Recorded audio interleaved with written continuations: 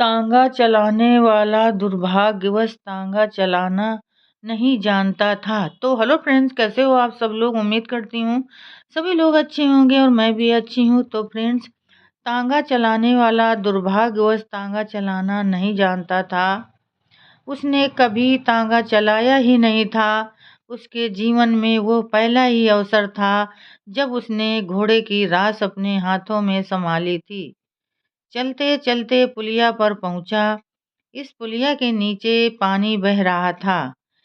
यहीं पर घोड़ा बिगड़ गया और 1000 कोशिश करने पर भी तांगा संभल नहीं सका। घोड़ा अपने अगले पैर उठाने लगा और तांगा पीछे की ओर चला गया। डॉक्टर साहब ने भी अपने को संभालने का प्रयत्न किया, किंतु आखिर में वे तांगे से गिरकर दूर उन्हीं ईंटों की कतार पर जा पड़े जो उन्हें मूक बनकर गार्ड ऑफ ऑनर दे रहे थे। डॉक्टर साहब के सिर में अधिक चोट आई, खून भी बहने लगा और तभी इन्हें मालूम हुआ कि उनके लिए तांगा नहीं मिल रहा था और उनका तांगा चलाने वाला एक गंवार अछूत था, जिसने अपने जीवन में पहली बार तांगा चलाया था। वो ये नहीं समझ सका कि इस प्रकार वो अपने नेता की सेवा न करके उनके जीवन का ग्राहक बनने का खतरा मोल ले रहा था।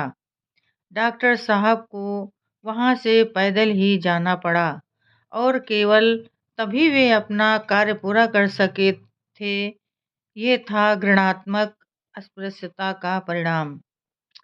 खानदेश की इस दुर्घटना से डॉक्टर साहब ने यह महसूस किया कि जब तक हिंदू समाज में बहुत बड़ी क्रांति नहीं हो जाती, तब तक भारत के अछूतों की शोचनीय दशा बनी ही रहेगी।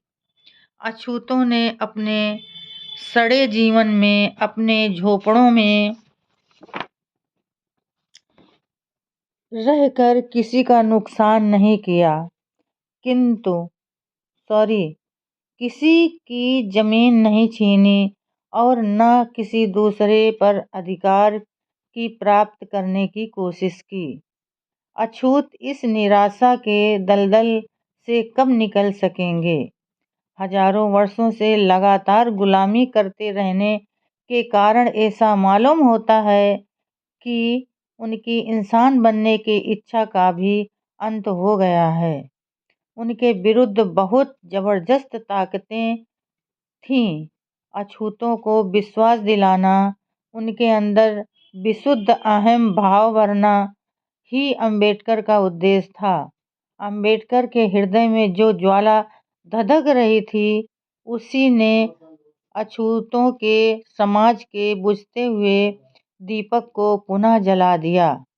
मानवता स्वतंत्र है नामक कथन के एक अनुयायी होने के कारण अम्बेडकर अछूतों को हिंदुओं की बर्बरता से बचने के लिए युद्ध कर रहे थे।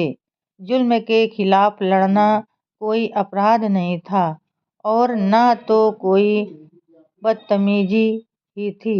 अंत में डॉक्टर साहब उन अछूतों को जगाने में सफल हो सके जो हजारों वर्षों से